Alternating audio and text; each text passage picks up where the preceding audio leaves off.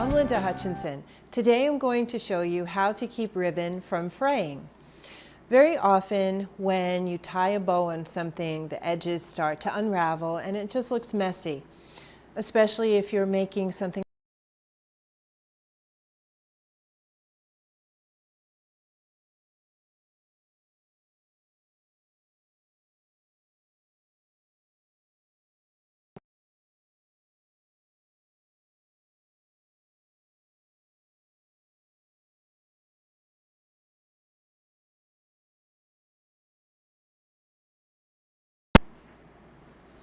it will help to keep it from fraying.